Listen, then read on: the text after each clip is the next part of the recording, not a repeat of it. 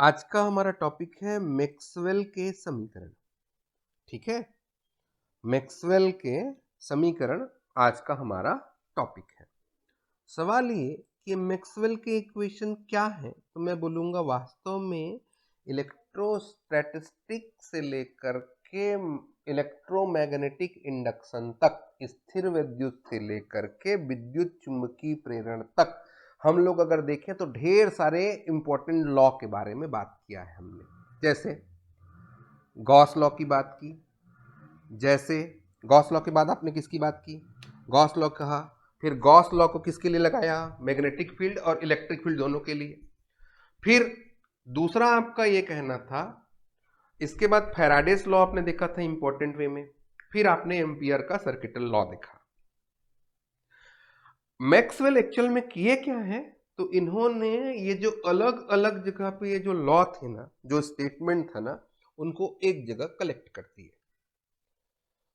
और इनको डाइवर्जेंस और कर्ल के फॉर्म में आपने अपने फर्स्ट यूनिट में देखा है ना। डाइवर्जेंस और कर्ल के फॉर्म में इलेक्ट्रिक और मैग्नेटिक फील्ड को रिलेट किए हैं। फायदा क्या हुआ, देखिए बहुत सारे लॉ पढ़े आपने, कहाँ पढ़ा, तो बोले मैग्नेटिक और इलेक्ट्रिक फील्ड से में और इलेक्ट्रोमैग्नेटिक इंडक्शन में। फिर मैक्सवेल सर आए, जेम्स क्लॉर्क मैक्सवेल, आपने पिछले लेक्चर में इनसे मिला भी है। तो इन्होंने क्या किया, ये जो ढेर सारे इंपॉर्टेंट लॉज थे उनमें से 4 जो मोस्ट इंपॉर्टेंट लॉ को कलेक्ट किया और वहां उन्होंने इलेक्ट्रिक फील्ड और मैग्नेटिक फील्ड को कर्ल और डाइवर्जेंस के फॉर्म में रिलेट किया। ठीक है, और एक कलेक्शन बना दिया इक्वेशन का। कौन कौन से इक्वेशन का, गॉस का इलेक्ट्रोस्टैटिस्टिक में जो इक्वेशन देखा था आपने, F phi E is equal to Q by epsilon naught, याद आ रहा है ना। किसी भी फ्लक्स से या किसी भी बंद पृष्ठ से गुजरने वाला जो फ्लक्स होता है ना, flux passes through a close surface is equal to the 1 by epsilon naught times charge enclosed by it, मतलब उस सरफेस में उपस्थित चार्ज के 1 बाई एप्सिलॉन नॉट टाइम होता है, ये आपने कहा था। और इसी को अगर चुंबकीय क्षेत्र के लिए आपने कहा था तो बोला था कि यहाँ भाई आइसोलेटेड मतलब पोल नहीं होते, मतलब साउथ पोल और नॉर्थ पोल एक दूसरे के साथ हमेशा जुड़े रहते हैं, अलग अलग संभव नहीं है।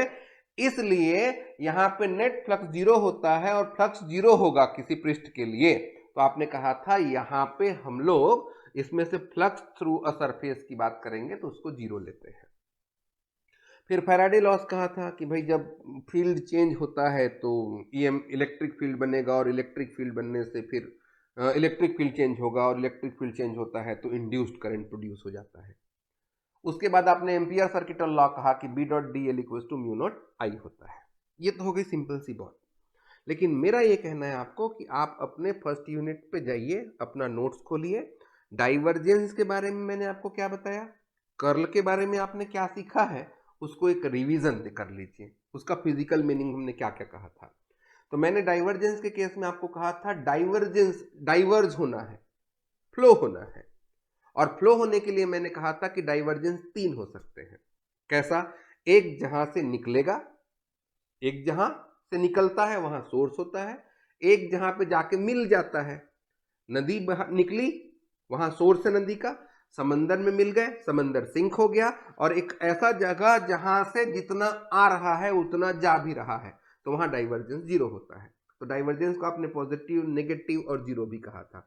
कर्ल का मीनिंग होता है रिंग, रिंग का मतलब होता है घुमाना, यहां घुमाने की प्रवृत्ति होती है। एक बार प्लीज आप इस चीज को जाके देखिए, और साथ साथ स्टोक्स थ्योरम पढ़ा आपने, गॉस डाइवर्जेंस थ्योरम पढ़ा है, इसको अच्छे से रिवाइज कर लीजिए और उसके बाद इस वीडियो को बैठ के देखिए।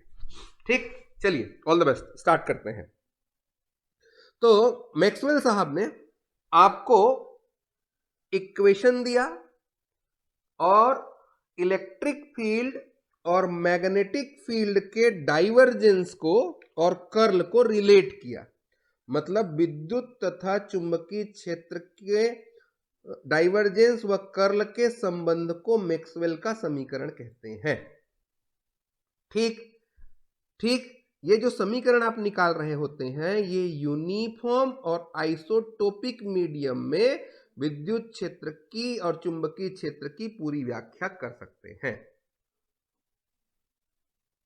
ठीक, और कंक्लूजन क्या निकाला उन्होंने? मैक्सवेल सर कहते हैं कि जब कोई आवेश एक्सेलरेटेड मोशन करता है तो विद्युत चुंबकीय तरंगे उत्सर्जित करता है। विद्युत चुंबकीय तरंगे, इलेक्ट्रोमैग्नेटिक वेव्स, समझ रहे हैं आप? कम्युनिकेशन के सिस्टम में एवोल्यूशन आ गया। इलेक्ट्रोमैग्नेटिक वेव मतलब क्या? एक ऐसा वेव जो वैक्यूम में चल सकता है। किस स्पीड से चल सकता है? लाइट की स्पीड से चल सकता है। और लाइट की स्पीड से चलने वाला वेव मतलब आप मोबाइल बनाएंगे, सैटेलाइट सिस्टम बना है, पूरा का पूरा कम्युनिकेशन सिस्टम डेवलप करवा दिया इन्होंने। किस बात से? इस बात से एक त्वरित आवेश सदैव विद्युत चुंबकीय तरंगे उत्सर्जित करता है और जो विद्युत चुंबकीय तरंग निर्वात में प्रकाश की चाल से गति कर सकता है। ठीक ठीक, तो इन्होंने 3 इक्वेशन दिए। पहला इक्वेशन इनका ये था, डरने की जरूरत नहीं है इसमें, इसको आप लोगों ने अपने सेकेंड यूनिट पे देखा है। इलेक्ट्रोस्टैटिक्स जब का गॉस लॉ जब डिफरेंशियल फॉर्म में निकाले थे तो आपने इसको देखा है। इसके बारे में आप जानते हैं, डाइवर्जेंस B इक्वल टू 0 होता है और curl E equal to del B by del T होता है। इसके बारे में भी आपको पता है, इसके बारे में भी पता है, लेकिन यहाँ नेगेटिव साइन दिखाते हैं आप। क्यों दिखाते हैं? लेंज लॉ से ये जो करंट बनता है वो उस कॉस को अपोज करता है जो इसको प्रोड्यूस किया रहता है, और इसको हमने पिछले लेक्चर पे पढ़ा है, एम्पियर सर्किट लॉ का मॉडिफिकेशन। ठीक है, यहाँ पे Faraday's law of electromagnetic induction नहीं लिखना, ये कॉपी पेस्ट का टेंशन है। यहाँ आप लोग एम्पियर सर्किटल लॉ लिखेंगे। क्या लिखेंगे? एम्पियर का नियम लिखेंगे। ये विद्युत क्षेत्र के लिए गॉस का नियम है, चुंबकीय क्षेत्र के लिए गॉस का नियम है, और विद्युत चुंबकत्व का फैराडे का नियम है। विद्युत चुंबकीय प्रेरण संबंधी फैराडे का नियम है और ये एम्पियर का परिपथ नियम है। ठीक, इस इक्वेशन पे एक एक करके बात करते हैं। 4 इक्वेशन है, अभी आपको केवल 4 इक्वेशन मैंने दिखाया है कि ऐसे होते हैं। इस पे एक एक करके बात करते हैं। चौथा इक्वेशन पे हम बात कर चुके हैं पिछले लेक्चर पे, एम्पियर्स लॉ का मॉडिफिकेशन या डिस्प्लेसमेंट करंट का कॉन्सेप्ट, इस पे हम बात कर चुके हैं। इस पे मैं दोबारा डिस्कस नहीं कर रहा, इसको आप करेंगे। मैं आपको इन तीनों इक्वेशन के बारे में अभी इस लेक्चर में बताने वाला हूं। नंबर 1 इक्वेशन है Gauss law for electric field या Gauss law for electrostatistic field. ठीक, क्या लिखते हैं इसको? जैसे आप लोगों ने देखा था कि हमारे पास अगर 2 डाइपोल हैं, ये प्लस क्यू चार्ज है और ये माइनस क्यू चार्ज है, और ये डाइपोल है, तो डाइपोल में क्या कहते हो आप कि यहाँ पॉजिटिव चार्ज से इलेक्ट्रिक लाइन ऑफ फोर्सेस निकलते हैं और इस नेगेटिव चार्ज में electric line of forces inward होते हैं। क्लियर है बात? क्लियर है? तो यहां से देखिए, ये लाइन ऑफ फोर्सेस बाहर जा रही हैं, यहां से लाइन ऑफ फोर्सेस अंदर आ रही हैं। अब इमेजिन करिए कि यहां मैं एक स्फीयर एज्यूम करता हूं। अगर यहां एक स्फीयर देखता हूं मैं, ये स्फेरिकल शेप है ना, सर्कल नहीं है, ये एक गोला माना है मैंने। यहां एक स्फीयर अगर आप देखिए तो यहां से क्या हो रहा है, लाइन ऑफ फोर्सेस केवल बाहर निकल रही हैं। इस एरिया को भूल जाइए, इस एरिया के बारे में मैं बात नहीं कर रहा, मैं केवल प्लस क्यू चार्ज के बारे में बात कर रहा हूं। यहां प्लस क्यू चार्ज से लाइन ऑफ फोर्सेस बाहर निकलती हैं, और आइसोलेटेड प्लस क्यू चार्ज कभी होता है? बिल्कुल होता है। एक अकेला प्लस क्यू चार्ज हो सकता है, एक अकेला माइनस क्यू चार्ज भी हो सकता है। तो यहां अगर आप देखो तो यहां से क्या हो रहा है, लाइन ऑफ फोर्सेस बाहर निकल रही हैं, लाइन ऑफ फोर्सेस बाहर निकल रही हैं। बाहर निकल रही है मतलब अंदर कोई सोर्स है, और जहां सोर्स होता है वहां डाइवर्जेंस की वैल्यू पॉजिटिव होती है, या कह सकता हूं डाइवर्जेंस का कुछ ना कुछ वैल्यू जरूर होता है। इसी क्रम में अगर मैं ये यहां इस पॉइंट पे भी एक स्फीयर इमेजिन करूं, एक मिनट इस इंक को पहले भगा दूं मैं, यहां एक स्फीयर और एज्यूम कर लूं मैं, ये एक स्फीयर इस निगेटिव चार्ज के लिए, तो आप क्या करेंगे, लाइन ऑफ फोर्सेस इस स्फीयर के अंदर, इस गोले के अंदर आ रहे हैं, गोले के अंदर पहुंच रहे हैं, इकट्ठा हो रहे हैं, जमा हो गए हैं, तो इसका मतलब यहां सिंक है जो लाइन ऑफ फोर्सेस को अपनी ओर खींच रहा है। इसका मतलब यहां भी डाइवर्जेंस का कुछ ना कुछ वैल्यू होगा। उसी डाइवर्जेंस का कितना वैल्यू होगा, कैसे निकालेंगे, इसके लिए मैक्सवेल ने गॉस लॉ का डिफरेंशियल फॉर्म लिखा है, जिसमें आपने कहा कि मैक्सवेल के फर्स्ट लॉ के according divergence D is equal to rho होता है, या इसको divergence D equal to rho लिखते हैं। ठीक, ये एक्चुअल में है क्या, तो ये Gauss law for electric field का डिफरेंशियल फॉर्म है। क्लियर है बात, क्लियर है यहां तक? अब देखिए आगे, यहां आए तो according to the Gauss's law, आप जानते हैं, क्या जानते हैं गॉस लॉ के हिसाब से, यहां लिखिएगा उस स्टेटमेंट को, गॉस लॉ के स्टेटमेंट को लिखना है। कौन से स्टेटमेंट को, किसी भी बंद पृष्ठ से गुजरने वाला फ्लक्स, उसमें उपस्थित आवेश का 1/ε0 टाइम होता है। Flux passes through a close surface is equal to 1/ε0 time charge enclosed by it. लिखेंगे, फिर आप इसको लिखने वाले हैं। देखिए, 5 फ्लक्स होता है, फ्लक्स मतलब E डॉट डी एस होगा सरफेस इंटीग्रेशन के लिए, और ये Q/ε0 के बराबर होता है। ठीक है, और अगर मैं कहूं कि रो हमारे पास वॉल्यूम चार्ज डेंसिटी है, आयतन आवेश घनत्व है। आयतन आवेश घनत्व कैसे निकालते हैं, तो Q is equal to volume integration of rho dV होता है। इसको भी, इस लाइन को हम लोग पढ़ चुके हैं, है ना, आवेश एकांक आयतन में। ठीक है, चार्ज पर यूनिट वॉल्यूम के लिए रो होता है, तो Q अगर निकालना है इन टर्म्स ऑफ रो, तो आप लोग इसको वॉल्यूम इंटीग्रेट करेंगे इस तरीके से। ठीक है, यहां तक आगे समझ में? एक काम करते हैं, यहां से देखिए, आप लोग कह रहे हैं कि Q की वैल्यू, Q/ε0 की value surface integration E dot D S है, और Q का वैल्यू आप निकाल रहे हैं वॉल्यूम इंटीग्रेशन रो dV। तो इस Q की जगह वॉल्यूम इंटीग्रेशन रो dV रख के आप इक्वेशन 1 बना दीजिए। क्या आएगा, surface integration E dot D S equal to 1/ε0 volume integration rho dV के इक्वल आएगा। क्लियर है बात? अब देखिए, इस साइड में सरफेस इंटीग्रेशन है, इस साइड में वॉल्यूम इंटीग्रेशन है, और दोनों इक्वल भी दिख रहे हैं, तो आप गॉस डाइवर्जेंस थ्योरम लगा दीजिए। अगर यहाँ पे गॉस डाइवर्जेंस थ्योरम अप्लाई करेंगे, तो गॉस डाइवर्जेंस थ्योरम क्या करवाते हैं, सरफेस इंटीग्रेशन को वॉल्यूम इंटीग्रेशन में कन्वर्ट करवाते हैं इन टर्म्स ऑफ डाइवर्जेंस।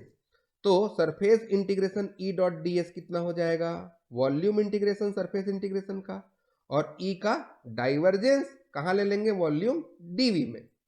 अब इस इक्वेशन नंबर 1 से EDS की वैल्यू को इस इक्वेशन नंबर 2 पे रख दीजिए, या इक्वेशन नंबर 2 से EDS की वैल्यू को इक्वेशन नंबर 1 पे रख दीजिए।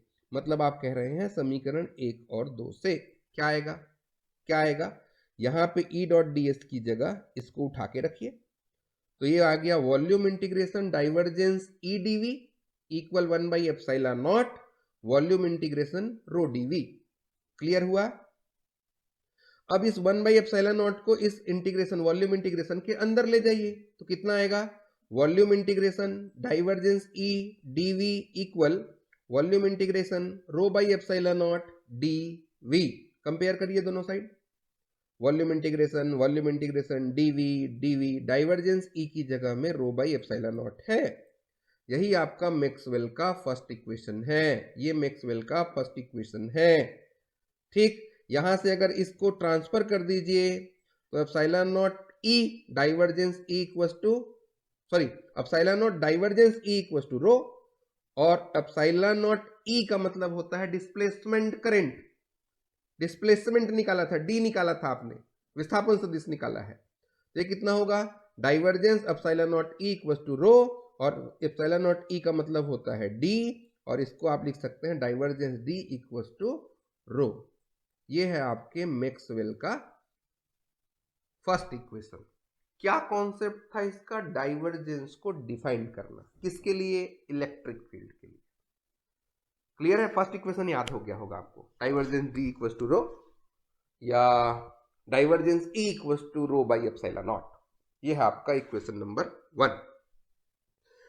अब इसी लेक्चर को आगे बढ़ाते हैं और आगे बढ़ा के हम पहुंचते हैं आपके इस कॉन्सेप्ट पे। देखिए हम लोग एक एक करके समझते हैं, एनिमेट करना भूल गया इसको मैं। यहां आपका मैक्सवेल का सेकंड इक्वेशन है, डाइवर्जेंस B की वैल्यू 0 क्यों है ना? आप लोग पूछेंगे नहीं, B की वैल्यू 0 तो डाइवर्जेंस पॉजिटिव होता है अगर सोर्स है तो, नेगेटिव होता है सिंक है तो, और दोनों नहीं है तो 0 होता है। मतलब क्या? एक सरफेस पे जितना फ्लक्स आया उतना ही फ्लक्स बाहर निकल गया उसी सरफेस से। देखिए अगर मैं ये कहूं कि ये SN पोल है आपके, यानी कि एक मैग्नेट है, और इसको आप काट के बाहर निकाल दो, मतलब S को अलग ले लो और N को अलग ले लो, तो आप बोलेंगे सर पॉसिबल नहीं है क्योंकि साउथ पोल नॉर्थ पोल के साथ रहते हैं। होता क्या है भाई, यहां N पोल से लाइन ऑफ फोर्सेस निकलते हैं, S पे जाते हैं और S से वापस निकल के N पे आते हैं। मतलब ये प्रोसेस इनका क्लोज लूप बना लेते हैं, इस तरीके से जाना और आना इनका लगे रहता है। इसमें खास क्या बात हुई, अगर हम लोग इसको आइसोलेट S पोल लेंगे तो बोलेंगे सर नहीं हो सकता, या आइसोलेट N बना देंगे, केवल N पोल लो। अगर केवल S होता तो मैं बोलता भाई आ रहे हैं तो यहाँ सिंक है तो डाइवर्जेंस की वैल्यू लेंगे, यहाँ सोर्स है तो डाइवर्जेंस की वैल्यू लेंगे। लेकिन आप कहते हैं कि ये अकेले पॉसिबल नहीं है, तो जितने लाइन ऑफ फोर्सेस यहाँ से निकल रहे हैं उतने लाइन ऑफ फोर्सेस यहाँ से बाहर जा रहे हैं, तो डाइवर्जेंस कितना होगा? 0 होगा। कैसे प्रूव करें? डाइवर्जेंस B इक्वल टू 0 कैसे दिखाएं? तो चूंकि गॉस लॉ से हम लोग जानते हैं, गॉस लॉ से हम लोग जानते हैं कि किसी सरफेस से जो मैग्नेटिक फ्लक्स होता है उसकी वैल्यू 0 लेते हैं, तो B dot D S equal to 0 होगा। गॉस डाइवर्जेंस थ्योरम अगर लगाएं तो सरफेस इंटीग्रेशन को हम लोग वॉल्यूम इंटीग्रेशन में कन्वर्ट कर देंगे। कितना हो जाएगा? Surface integration B dot D S equal होगा volume integration divergence B dV के।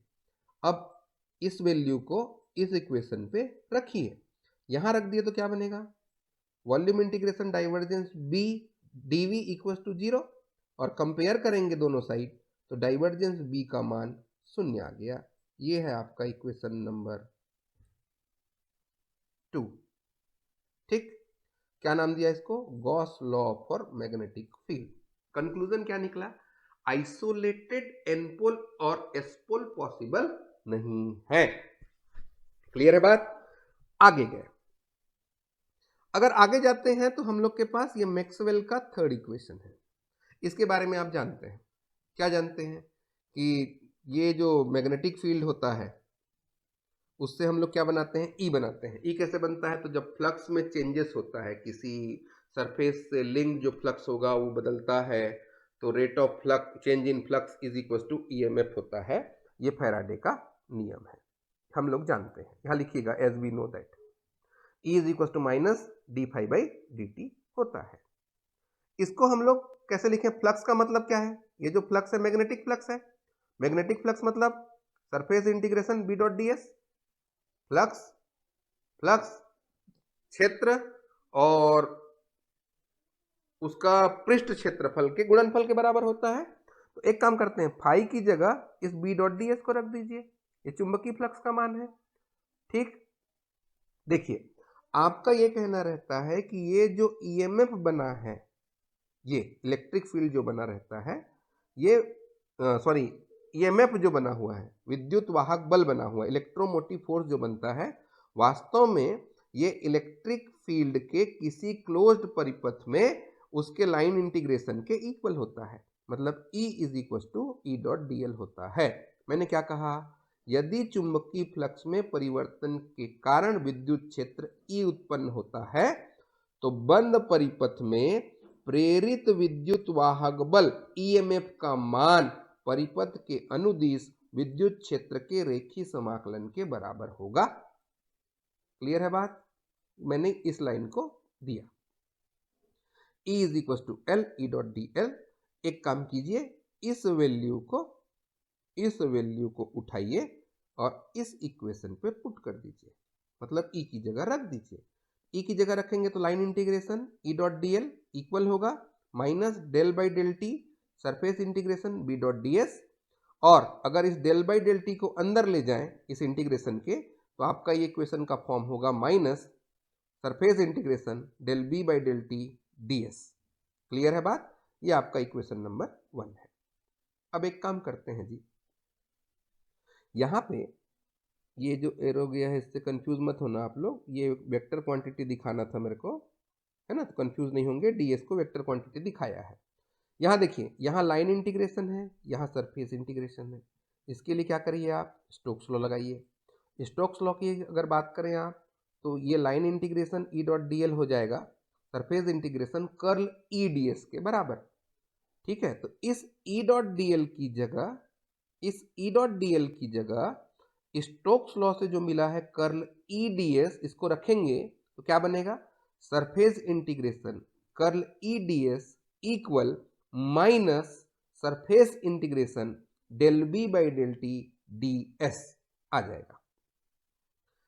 क्लियर है? इक्वेशन 1 और 2 से अगर देखें तो आपको मिला surface integration curl E D S equal minus surface integration del B by del T D S. दोनों साइड को कंपेयर करिए, कंपेयर करते हैं तो सरफेस इंटीग्रेशन डी एस तो क्या बचा, curl E equal to minus del B by del T.